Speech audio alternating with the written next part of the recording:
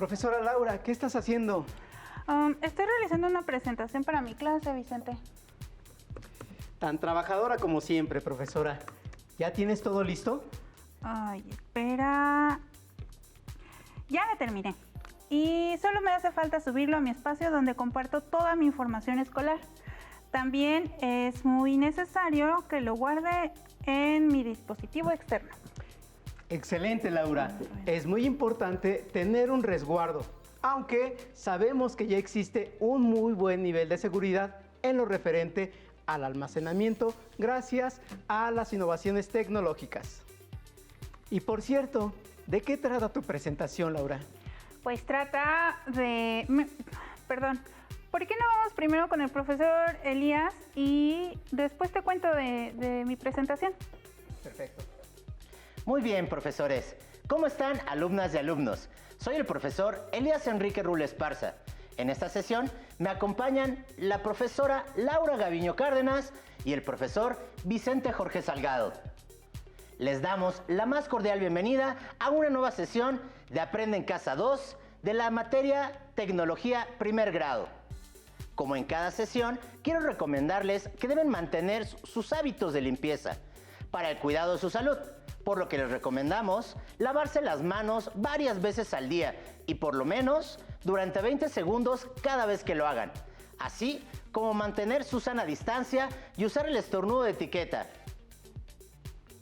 Se quedan con la profesora Laura y el profesor Vicente para dar inicio a la sesión y yo regreso en un momento más. Gracias, profesor Enrique.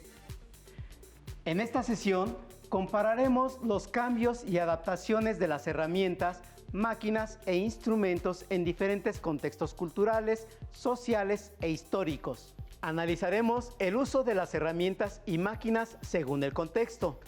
También hablaremos sobre el cambio y adecuación de las funciones de herramientas y máquinas en los procesos de informática. Expondremos el uso de las herramientas, máquinas o instrumentos según los contextos históricos mencionados en el punto anterior.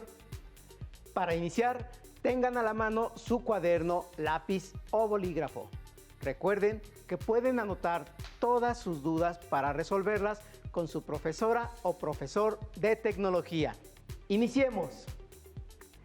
Partiendo del conocimiento que tenemos sobre lo que es una máquina y una herramienta, en esta sesión hablaremos del uso de estas según el contexto. Utilizaremos herramientas, máquinas e instrumentos en diversos procesos técnicos y contextos históricos. Oye, Laura, ¿por qué no nos terminas de explicar para qué es tu presentación digital? Platícanos más sobre la actividad que estabas realizando justo cuando te encontré. Sí, mira, les comentaba que estaba haciendo una presentación y para ello empleaba una herramienta en mi computadora.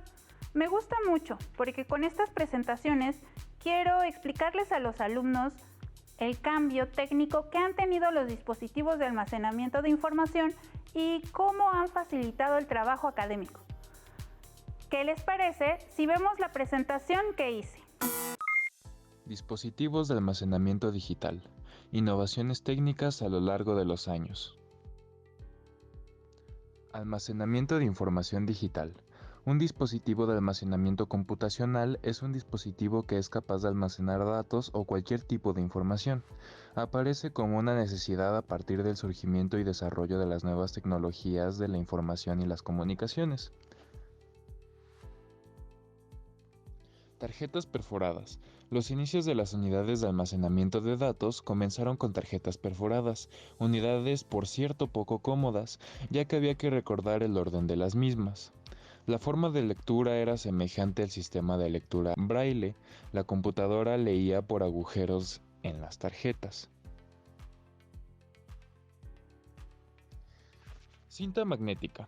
No pasó mucho tiempo cuando se descubre las nuevas tecnologías de las cintas magnéticas, que trabajaban bajo el mismo principio de las tarjetas perforadas, pero sin necesidad de tener orificios, solo trabajándola por ondas magnéticas.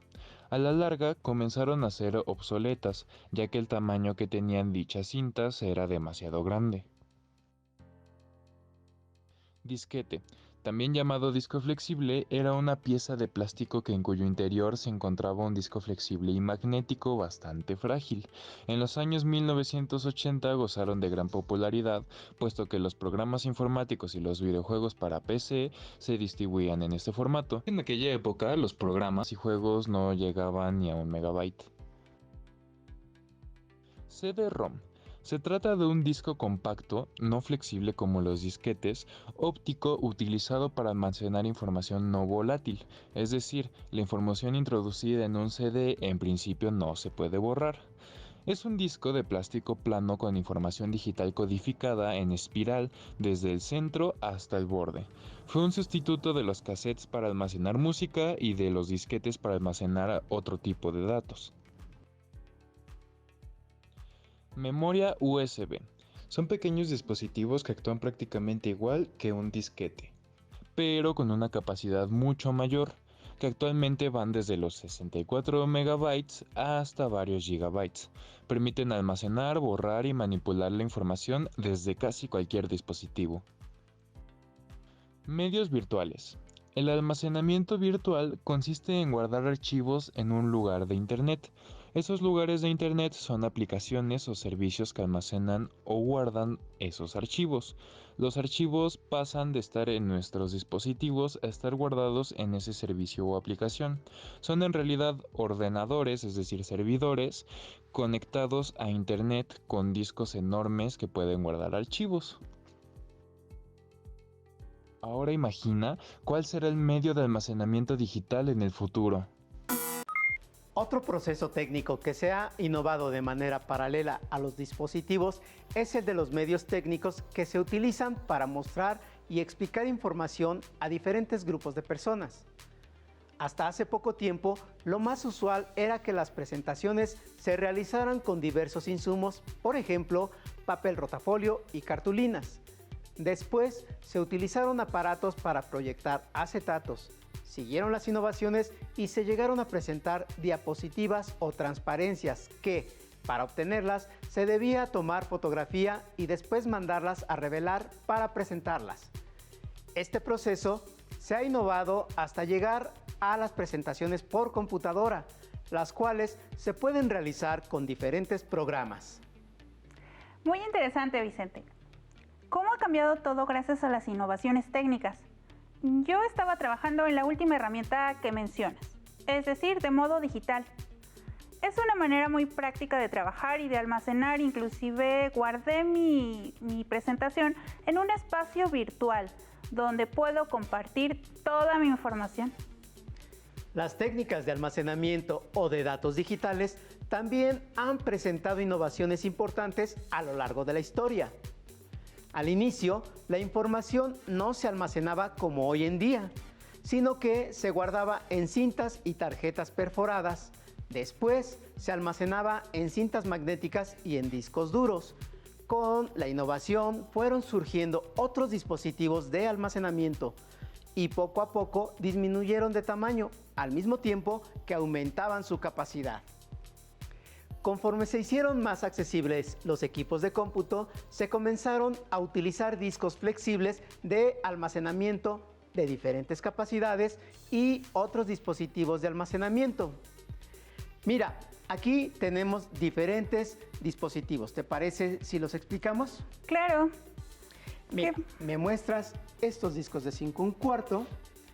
Estos eran unos de los primeros discos que se utilizaron para el almacenamiento.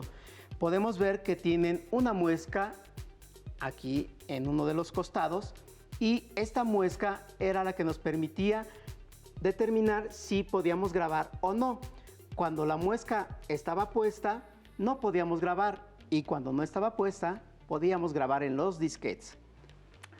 Uy, estos me recuerdan, estos que sí me tocaron a mí. Discos de 3,5. Estos discos de 3,5. Me parece que también tenía que ver que esta plaquita te permitía grabar o no.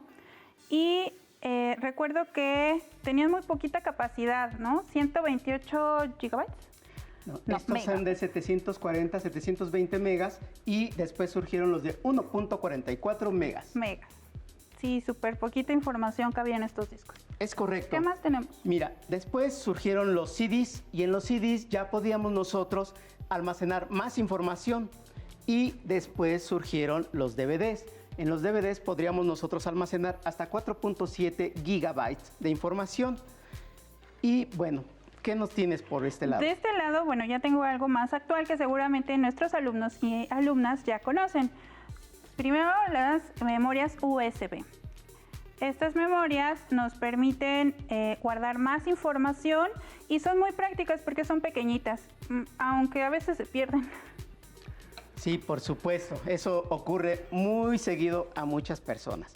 Y bueno, por último, vamos a concluir este espacio mencionando que también nosotros en los espacios virtuales que tú mencionabas podemos almacenar información y si tenemos cuenta personal tenemos al menos 15 gigas y si quieren pueden comprar más. Exacto, de una manera virtual. Es correcto. Estos discos yo recuerdo que se maltrataban muy fácil.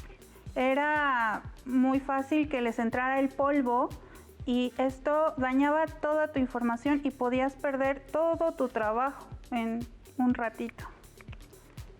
Poco a poco se fueron perfeccionando las técnicas de almacenamiento y hoy podemos tener en menor espacio mayor capacidad de almacenamiento, al igual que una mejor seguridad, y el polvo ya no es un problema. Además, son un poco más resistentes a los cambios de temperatura. Laura, ¿me permites este disco? Claro. Este disco justamente es de lo que comentábamos. En menor espacio tenemos mayor capacidad. Este disco duro es de 4 teras. Eso es mucha información y está totalmente protegido del polvo. Pero ¿qué te parece si ahora vemos la información que preparaste para esta sesión? Vayamos a verla. Vamos. Bien, alumnas y alumnos, hablemos un poco sobre la animación. La animación es un medio de expresión audiovisual en donde se combinan de manera perfecta imágenes en movimiento y sonidos para contar una historia o para explicar ideas.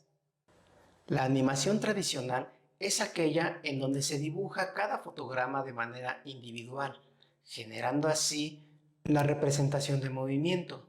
Los escenarios y los personajes poseen solamente 2 dimensiones.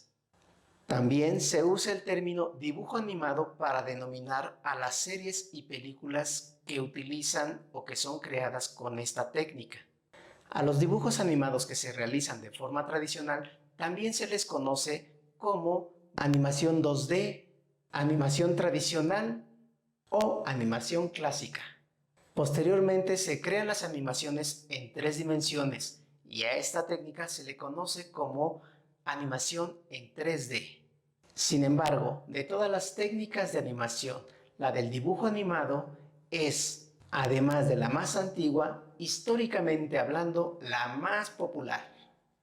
Dentro de la animación 3D existe una técnica que se conoce también como fotograma por fotograma, cuadro por cuadro o animación foto a foto. En los últimos años también se ha popularizado su nombre en inglés, stop motion. En esta técnica no se animan dibujos o imágenes planas, sino objetos estáticos e inmóviles colocados frente a una cámara.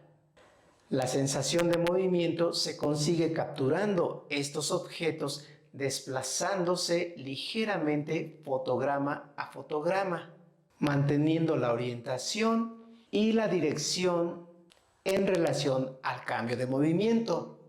Posteriormente, al reproducir los fotogramas uno tras otro, se genera esa sensación de movimiento. Aunque se puede animar prácticamente cualquier objeto tridimensional con esta técnica, lo más habitual es utilizar muñecos con una estructura metálica interna y articulada, figuras de plastilina o de algún otro material moldeable, así como también maquetas y modelos a escala. Ahora les invito a que vean el siguiente cortometraje realizado con la técnica de fotograma por fotograma y se realizó con una velocidad de 14 fotogramas por segundo. Al finalizar, regresaremos a la sesión.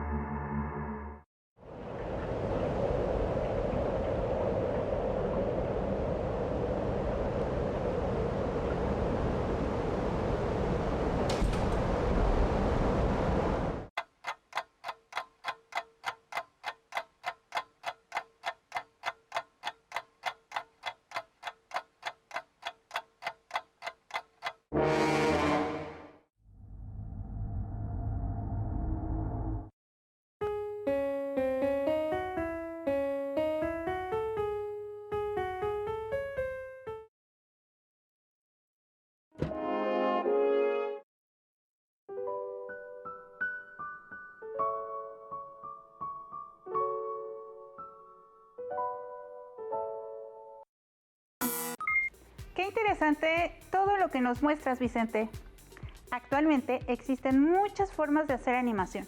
Algunas de ellas están apoyadas en la informática, pues la capacidad de almacenamiento de las computadoras es muy grande y el procesamiento de la información es muy rápido. Mira, les muestro una animación que hizo uno de mis alumnos. Esta se hizo, como lo mencionaste, cuadro por cuadro.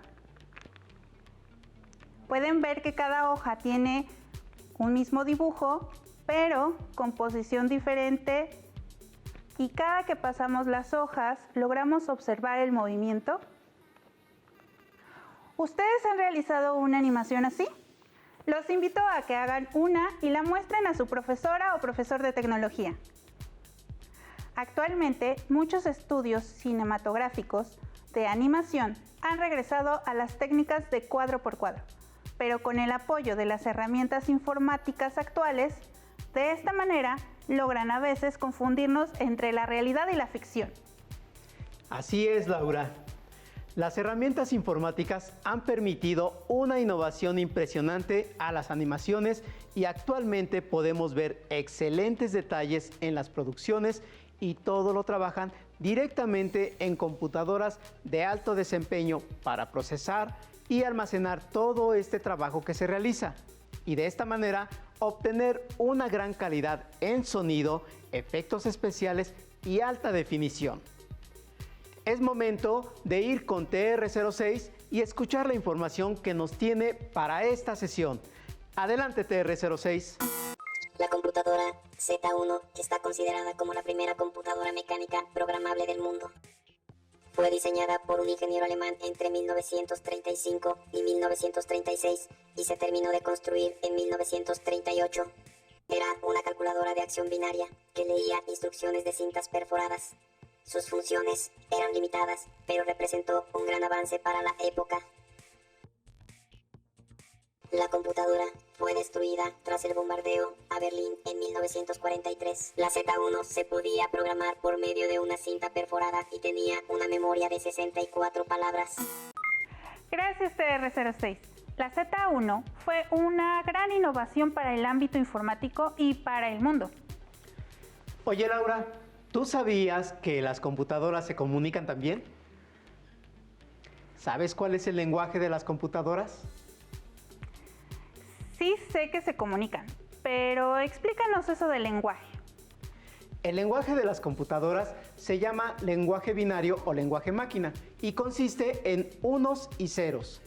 Por ejemplo, cuando se está elaborando un documento, primero nosotros tecleamos o introducimos la información a la computadora. Los datos son traducidos basándose en el código ASCII y se imprimen en el monitor, y es así que nosotros podemos leer y comprender lo que se muestra en la pantalla. Muy bien, ahora hagamos una actividad para que las alumnas y los alumnos lo comprendan mejor. De acuerdo. Mira, aquí tenemos una imagen del código ASCII y lo que vamos a hacer es que tú escribas tu nombre en este código ASCII. Para ello, nosotros tenemos un valor decimal para cada una de las letras. Por ejemplo, la L. La L mayúscula nos indica que vale 76. Ok. ¿Y la A? La A es alta o baja. Es minúscula. Bien, entonces ubicamos el código decimal de la letra A y es el 97. Ok. De una vez le pongo a todas las A's de mi nombre. Perfecto. 97. La U. La U, también que es minúscula, Minúscula. es el 117. Ok. ¿Y la R? Es el número 114. 114. La G, Es el... mayúscula. Perfecto, entonces es el 71. 71. ¿Y la V? La V es el 118. 118. La I. La I es el 105. Y la ñ. La ñ es un carácter especial y tiene el código 164. 164. Y por último la O. La O tiene el valor de 111. 111. Ahora bien, nosotros aquí tenemos números decimales, pero dijimos que el lenguaje de las computadoras son unos y ceros. Entonces, nosotros, si tuviésemos que comunicarnos con las computadoras, tendríamos que escribir unos y ceros. Vamos a hacer un par de ejemplos. Por ejemplo, para la letra L, ¿qué valor dijimos que tiene? La L 76. 76.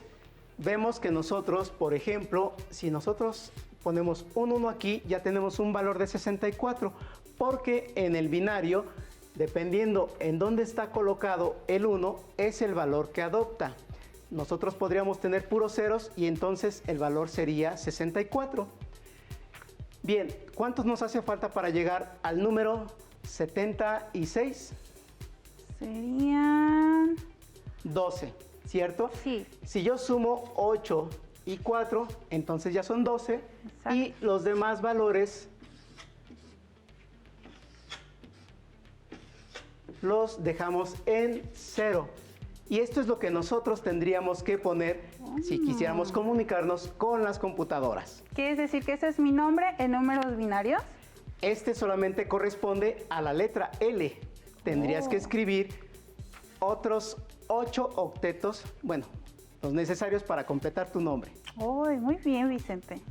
¡Qué divertido y fascinante el trabajo de los programadores! Ya que con el desarrollo de programas y aplicaciones nos ayudan a comunicarnos con las máquinas. Hablando de comunicación, déjame comentarte que también existen lenguajes de programación que nos sirven para desarrollar aplicaciones que usamos para las diferentes tareas en los diferentes ámbitos. Podemos encontrar lenguajes que pueden ser muy didácticos por su entorno gráfico, hasta los más complejos en donde se requieren grandes habilidades de la lógica, así como un conocimiento profundo del lenguaje empleado para el desarrollo de software. Qué interesante, Vicente. Me gustaría saber qué le pareció al profesor Enrique. Sí, estuvo increíble.